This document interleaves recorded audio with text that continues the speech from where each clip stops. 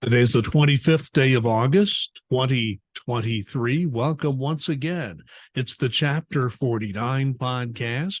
We welcome you all. Very, very happy that you have chosen to join us in your busy schedule. And I'm sure all of you are very busy people. If you have any interest in working for the federal government, there's always something to do. And we all appreciate the fact that you've taken a little bit of your time, be it your personal time, to watch this podcast or listen to us.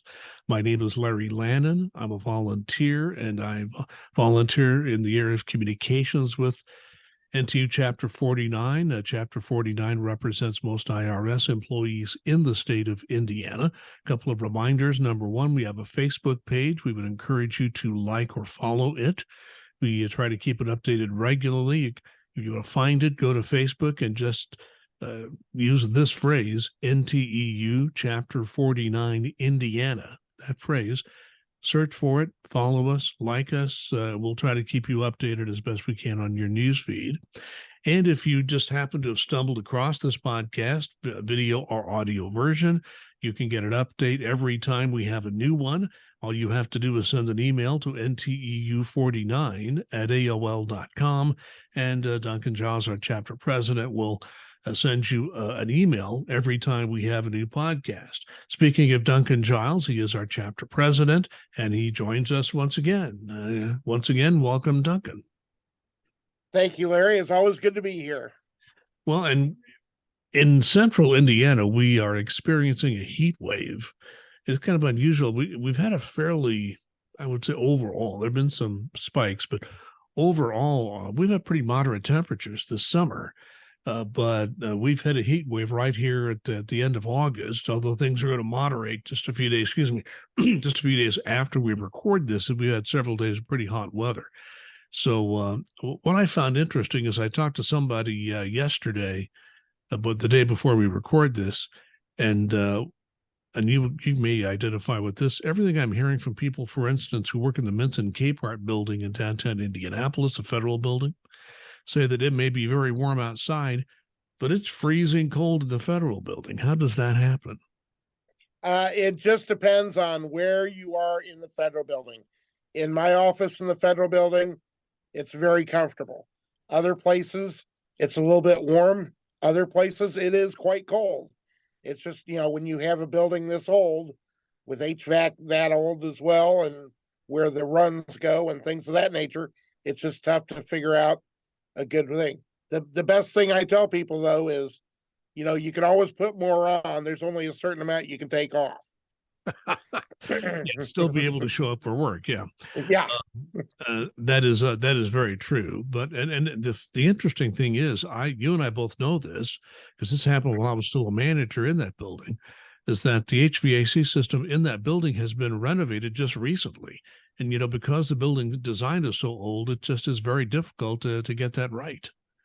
That's it exactly. I mean, again, like you said, it's a newer system, but you've got the same vents where they are and things of that nature. And it was built, way back when this building was built in the 70s for a lot of closed offices. Now it's more open space, and it's just tougher to, make sure that it's the right temperature, hot or cold, in a lot of these spaces. You go to Washington, D.C. and look around at some of the federal buildings there. You can pick out the ones that were built in the 70s. The same basic design as the Minton Capehart building. And I don't know that they're probably worse for the wear as well. So anyway, just try to make sure you take care of yourself. And if you have hot weather wherever you may be watching or listening, and fall is on the way. We're in late August, early September's coming, and so the temperatures will be moderating in the not too distant future. Let's get down to business. And the first thing we want to talk about this podcast is something we haven't talked about for a while. We have talked about it before. It's something called a PAR action, capital PAR. A PAR action, I'm going to ask you just once again to explain to people watching and listening what a PAR action is and why NTEU continues to bring this issue up with the IRS management. Yeah, this is one of those things when you're having a within grade or a career ladder promotion in your series that the manager has to do certain actions on the computer to make sure that this is done timely with personnel. And it's not a huge thing, but to be honest with you, I don't blame a lot of the managers because they've got so much stuff that comes down from on high that's in my mind BS that they have to do, that they're not able to take care of stuff like this in a timely manner, which affects people's paychecks. And that's what we want to make sure. This has been something that's been a pretty constant issue. IRS keeps telling us they're working on it and they're talking to their managers, but we keep seeing a lot of instances across the country where this keeps occurring, and we're just trying to eliminate it as much as possible. Well, and by the way, you probably heard the applause across the country from managers watching or listening about their workload, because I can tell you, especially when a taxpayer assistance center manager, which is what I was, the workload was almost unbearable. And I'm sure a lot of other managers in the service have that issue. And I won't get into why, that's another issue. But one thing that always irked me, and I worked really hard to get my par actions done on time. I did slip a couple of times and hated that when it happened.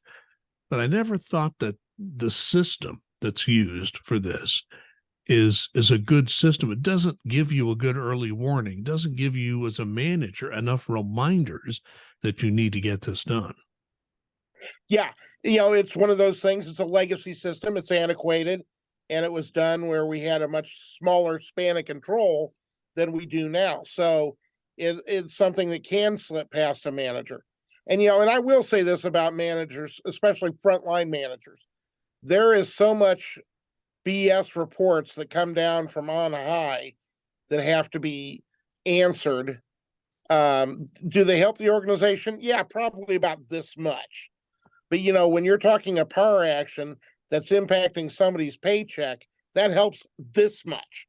So, we need to make sure that we do the important stuff.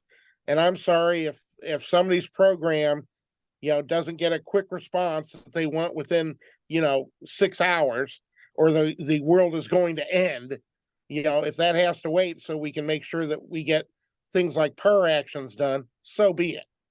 Well, didn't you realize, Duncan, some of these reports, the world did end a few times because they were done on time. I'll tell you something that really always irked me, and I have to say something since you brought this up, putting on my former manager hat for a moment.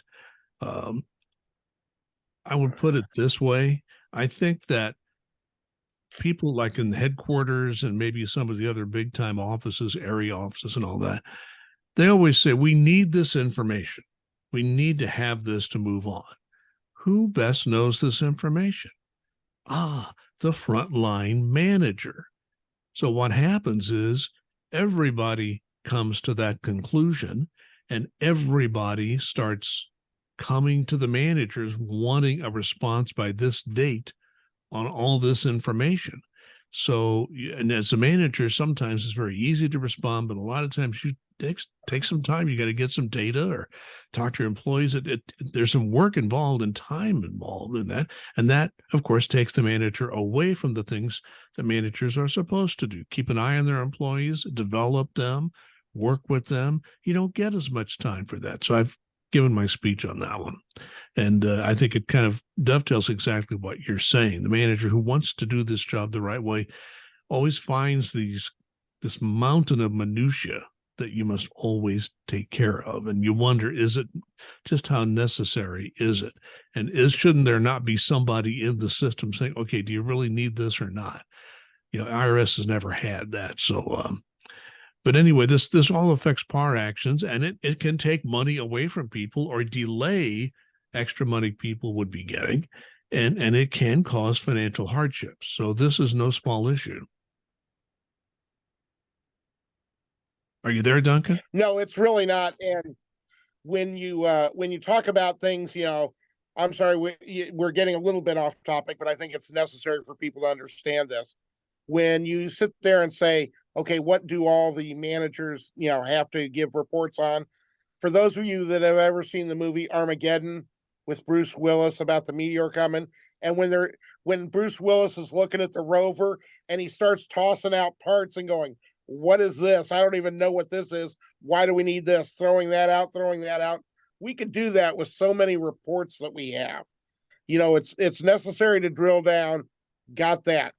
But the way that we drill down is just become ridiculous, and it's just unneeded so many times that it takes away from the managers to be able to do the job, to be able to mentor their people, to be able to counsel their people, to be able to help the ones that are falling behind, and to be able to do the things that are really necessary, like the PER actions. So that's my spiel on that one. So the bottom line here is if you are due, let's say, a promotion or within grade, and you're not getting your pay on time, and you've talked to your manager and it just doesn't seem to be working, talk to your local union official. That's, I think, our message. And TEU at the national level has recently had a meeting with the top management and has once again made the case, please management, let's figure out a way to get this done on time. Let's move on. And something else we have not talked about recently. And you and I have talked about this because there's a new pilot program for remote work. And first of all, what I'd like you to do is just kind of remind all of us what this pilot encompasses and how the NTE was working to figure out who will be able to take advantage of this or be eligible for this pilot and who will not. Yeah, this is one of those things right now you're seeing across the country in both private and public sector where there's this, push to get back to work. Well, we've been working for a long time with the IRS nationally on a remote work pilot. And that's where people don't even have to come in if they're doing telework. They have to come in at least twice a pay period.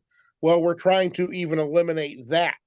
And so we want to make sure that, the right employees are being available to work this pilot. And it's almost become like a floating target with the IRS. And there's a lot of ambiguity in who exactly is eligible. And we're just trying to nail this down for this remote work pilot, what positions and where are eligible. It's not going to be the vast majority of positions because, to be honest with you, this is a very scary proposition for the service.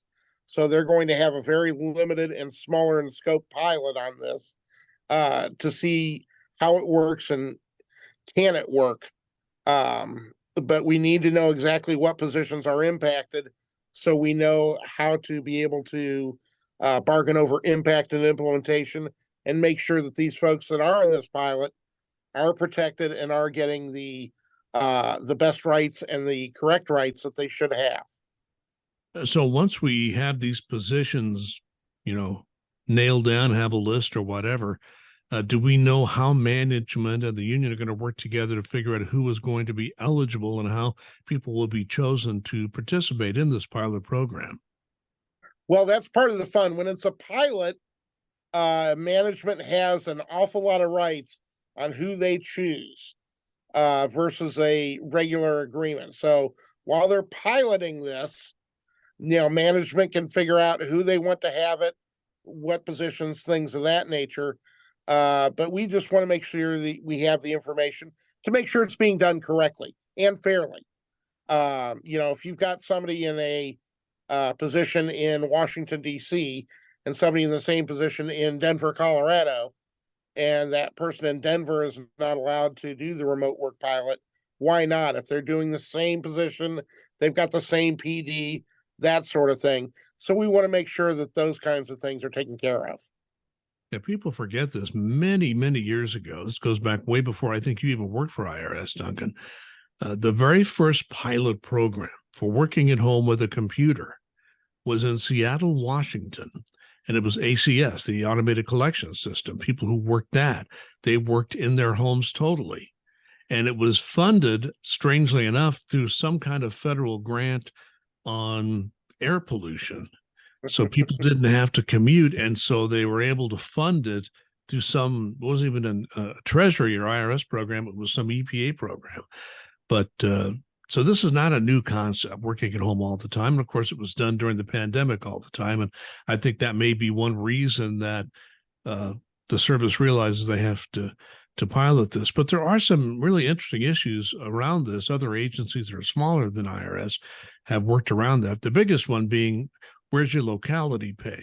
If your manager is in Indianapolis and you're working in, I don't know, Seymour, Indiana, or Argus, Indiana, or something like that, where do you get Indianapolis locality pay, or do you get rest of the U.S. or locality pay? So those are some of the things that have to be worked out in all this when these programs are put together. Correct?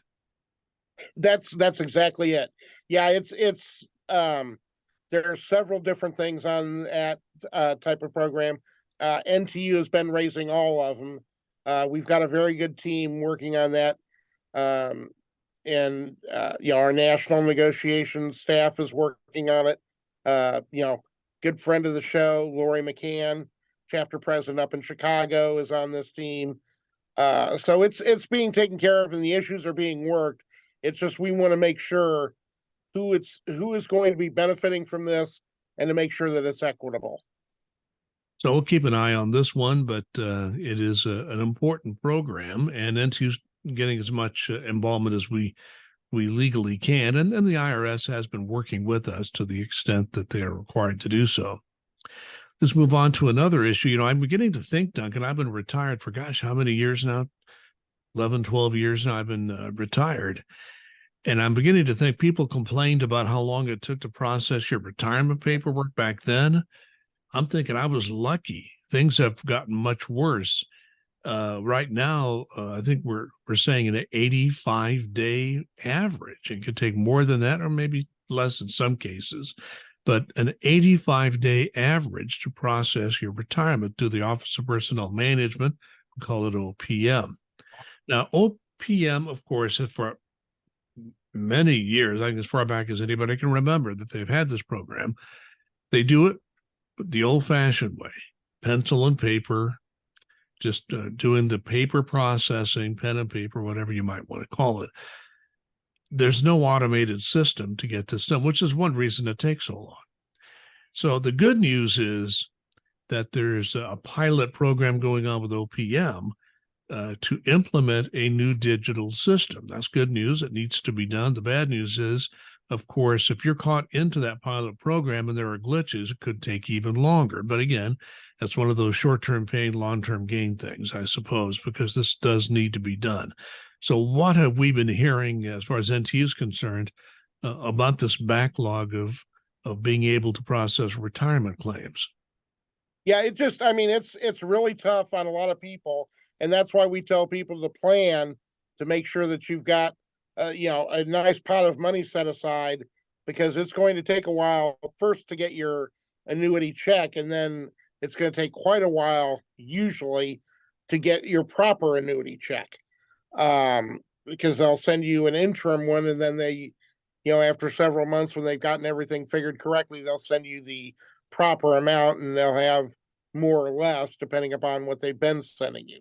So it's tough. And like you said, they're piloting in an automated system, and the current OPM director, very sharp person, and they're trying. They know that it needs to be automated, but they don't have the staff. They don't have the budget. If you'll recall, under the previous administration, they were trying to basically dissolve OPM, which just boggles my mind. And to do this, because this is a huge thing. OPM is the one that basically controls how everything should be working in all these different agencies, and especially important to process things like retirement. And you have to go through your own agency's retirement before you can even get to OPM and have those 85 days. So it's a very tough system. For somebody like me personally, I'm really hoping that this pilot works out and they get it rolled out in short order in the next couple of years for it to be totally automated. That would work out great, I would think. Yeah, and there was a very interesting story I did post on our Facebook page, if you want to go back and look at it.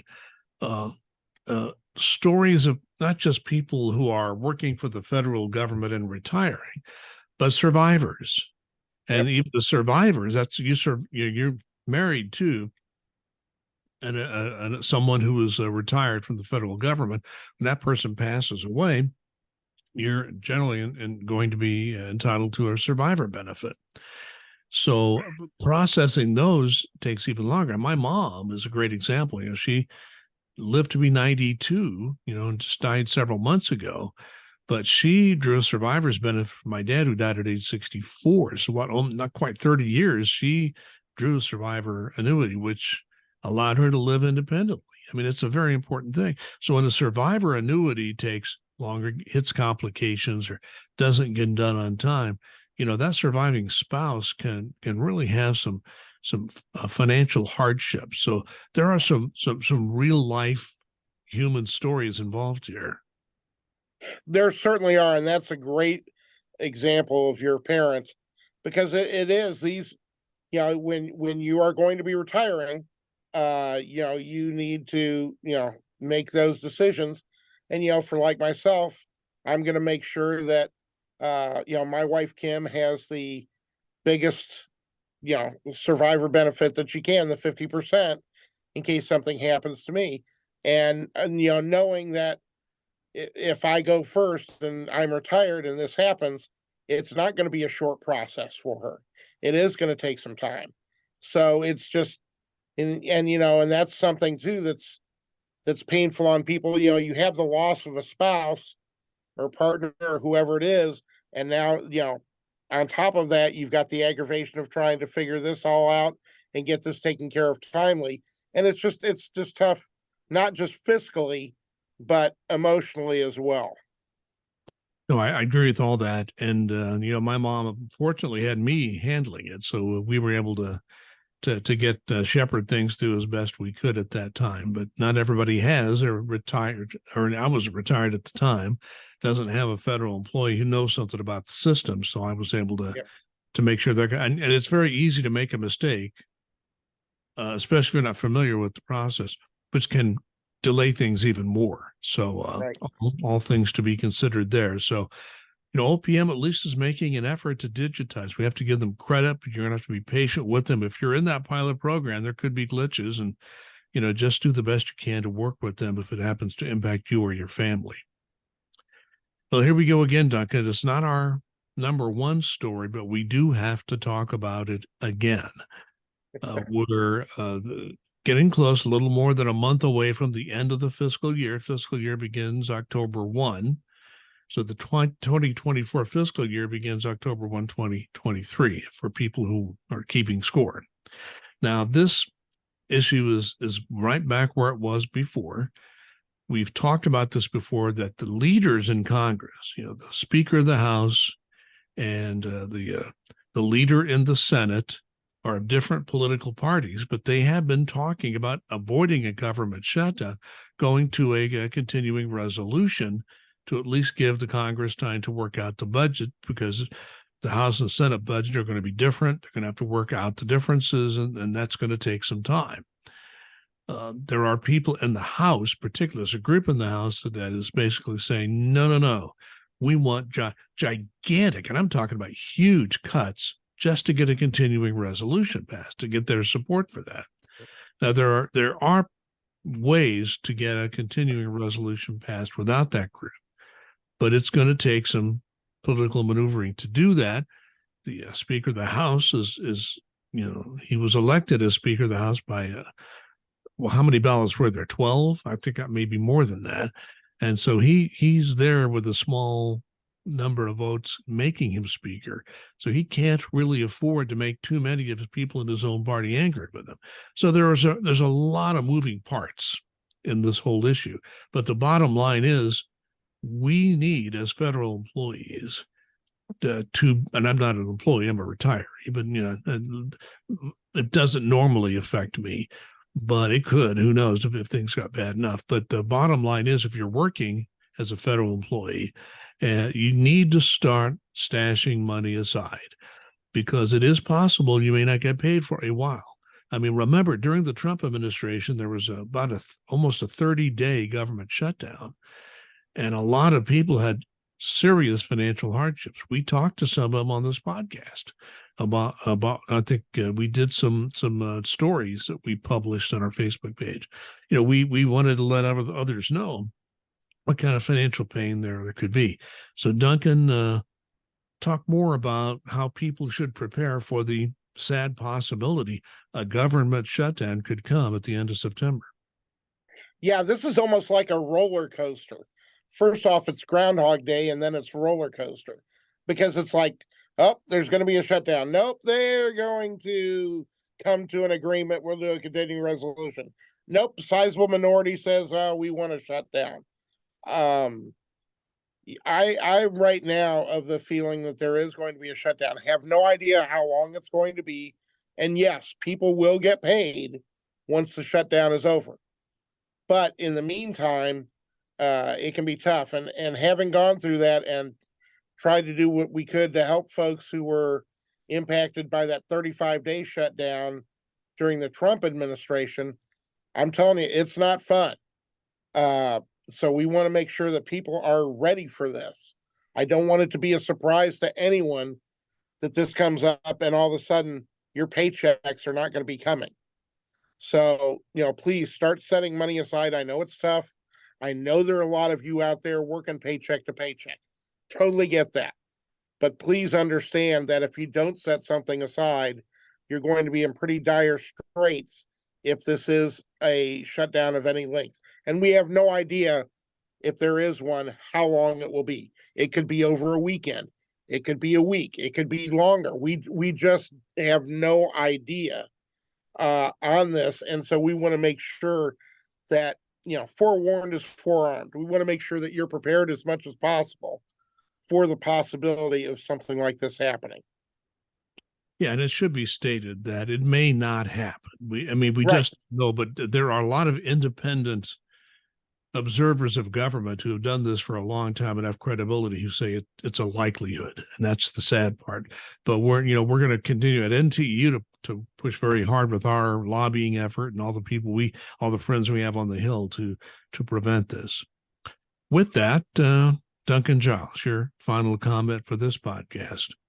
Yeah, this is just one of those where, I've had an interesting couple of weeks. Being in Detroit with friends, and a wedding ceremony, the things of that nature, and I just want to make sure take the time to do things that you enjoy with the people that you enjoy. Life is too short to spend it being miserable. We all know people who revel in just being unhappy and, they can never do anything. Try and find those things that bring you joy with the people that bring you joy. Or if it's, being in solitude and reading a book or, playing on a computer or your phone, make time for that. Do what gives you your peace and your happiness. Try and do that some every day. My happiness is being with, as much as possible, being with my spouse, Kim, being, when I can, being with my daughter, Maddie, and son-in-law, Travis. Those are the things that make me happy. Aside from the satisfaction I get from helping folks that work here locally in Indiana and nationally. But do things that you enjoy, do things that make you happy, because life's too short to be miserable. Well, speaking of people who are unhappy, there's a group of people unhappy right now. They're the people who are the owners of companies that produce tax software. And the reason they're unhappy is that in that Inflation Reduction Act, a lot of people didn't see this. It was tucked into that big, gigantic law. IRS was tasked under law to put together a program where taxpayers can directly, electronically file their tax returns with the IRS. The way it is now, if you wish to do that, you have to go through a third party, such as H&R Block, Intuit. Those are two of the bigger companies. There are many smaller ones. A lot of accounting firms do it themselves, maybe charge a little extra to make a profit off of it from people who have their returns filed electronically, embed that into the fee that's paid to file the return. Well, now, if you have an accountant do the return, you can now just file the return electronically yourself. You don't have to pay somebody else to do it. And if you go to TurboTax or whatever, you don't have to do that. Now, it won't have all the bells and whistles some of these H&R Block and TurboTax and other products would have to how should I put it? To make things easier for you, ask you a lot of questions, go through a question and answer session with you to make sure you cover all the deductions that you're allowed. But IRS assistant would mean you can directly file with IRS. And as I understand it, because this is in the law, all these companies I've mentioned before, and these organizations that represent these companies and their lobbyists are doing a full court press right now in Washington, D.C. to try to get this changed. Now, I have not studied this law, so I'm not an expert on this. I've been away from this for a while. But as I understand it, it is a statute provision, which means it would take a law change to make this any different. IRS is moving ahead because they are required to move ahead. It's not an administrative decision. It's not even a decision by the president. It's a decision that is within the statute that was passed. So it's going to be very interesting. It may have some effect tangentially for IRS employees as far as how tax law is administered and returns are processed. But Duncan, isn't it interesting to see this whole plan? This has been going on for years. This really started when the electronic filing system began, I think it was the 1980s. And it became clear to IRS if they didn't partner with H&R Block, they weren't going to have any program at all. So they had to partner with them or they were never going to get the electronic filing system, which is an easier system to process returns. And of course, IRS is trying to go totally digital, even with the paper returns being scanned and that sort of thing. So just curious if you have any thoughts on this. I think it's a wonderful thing and long overdue. And yeah, it's going to come up against a lot, as you said, a lot of resistance from these folks who are going to be losing hundreds of millions, if not billions of dollars for this. But it's the best for the American taxpayer. And that's why it was put in the law. And you just heard Duncan Giles, Chapter 49 president, and this is the Chapter 49 podcast. We are here as weekly as we can make it. We missed some weeks. Duncan had to go to the convention. He mentioned that in Detroit. And we certainly want to give our best wishes to our two new national officials that have been elected during Greenwald, our national president, and Anand Muni, who is now our national executive vice president from the CBP's agency as the first non-IRS person to have that job for a while. So right now, please, thank you for watching and listening. Be safe and be kind.